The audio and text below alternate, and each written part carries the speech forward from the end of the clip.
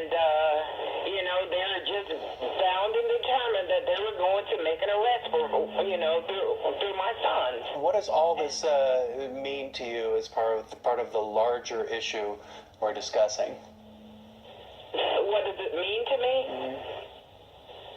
Well, it means that a lot of times, just because people wear uniforms, they think that they are doing their job by making an arrest, even if a person don't have done nothing to be arrested. One has even told my son, "I can't get you, but I'll get your brother."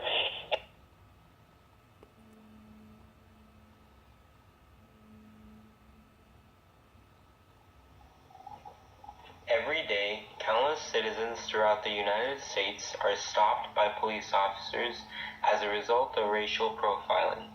This is shown in past court cases.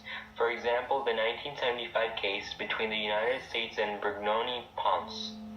This case supports our claim that policemen stop minorities for racial reasons. The policeman involved in the case admitted that he stopped a Puerto Rican man because of his ethnicity. As a result, the ruling states that law enforcement agencies cannot do this. Another case in 1976 occurred when a 24-year-old black man named Adolphe Leons was pulled over by the Los Angeles Police Department for driving with a burned-out taillight. The officers ordered him out of the car, forced him into a chokehold.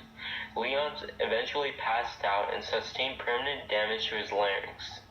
He later sued the city seeking an injunction against the use of chokeholds by law enforcement. These court cases truly show how there is racism present in the American legal system. Just by looking at statistics surrounding the imprisonment of African men, women, and children, it is clear that there is racial bias when prosecuting individuals of other ethnicities. For example, African Americans are incarcerated at more than 5 times the rate of whites, and the imprisonment rate of black women is twice that of white women. In a research study conducted by the National Bureau of Economic Research, it reported that police officers are more likely to pepper spray, handcuff, or point a weapon at a black person during an encounter than they are to take any such actions with a white person.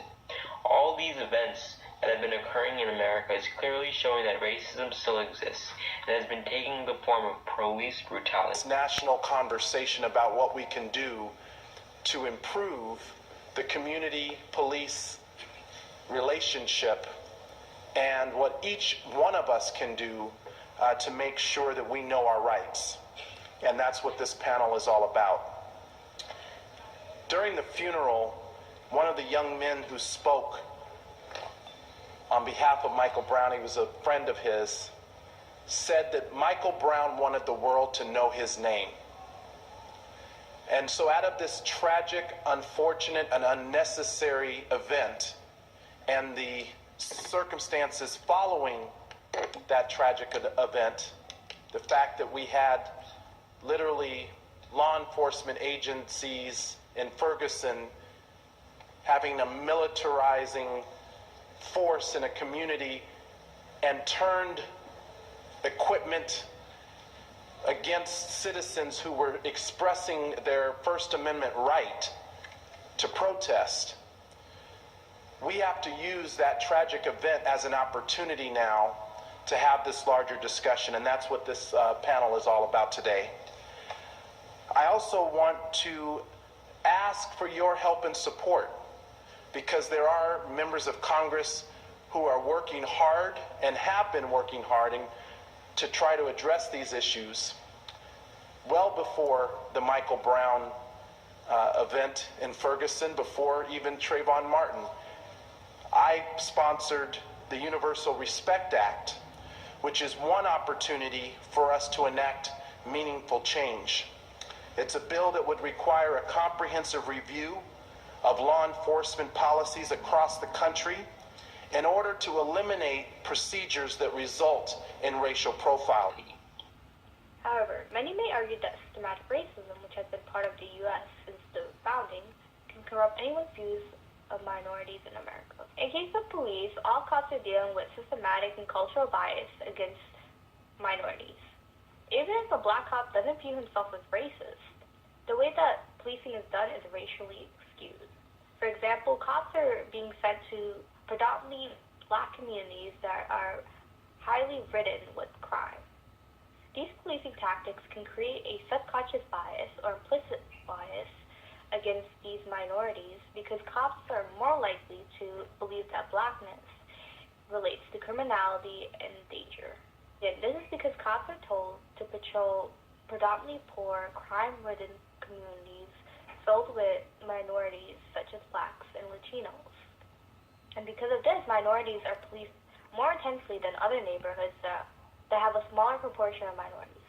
For the shooters themselves in police brutality cases, they often use fear as a legal defense. Many say that the situation was pressured, they could not control the person in front of them, violence seemed imminent, and they were scared. A review of the research by the Sentencing Project concluded that throughout various time periods in the past few decades, the higher crime rates in black communities only explained about 61 to 80% of black overrepresentation in prisons. This means that up to 39% of the racially disparate rate of imprisonment is attributable to other factors, including potentially racial bias or past criminal records influencing a prison sentence. Last year, according to the Washington Post tally, just 16 unarmed black men out of the population of more than 20 million were killed by the police. The year before, the number was 36. These figures are likely close to the number of black men struck by lightning in a given year, considering that happens to about 300 Americans annually, and black men are 7% of the population. In Los Angeles, crime rates are in fact lopsided. In 2001, blacks committed 41% of all robberies. According to victims' descriptions given to the LAPD, though they constitute only 11% of the city's population, robbery victims named whites, who make up 30% of the population 4% of the time, while Latinos, 46% of the population, were identified as the assailant in 45% of such crimes.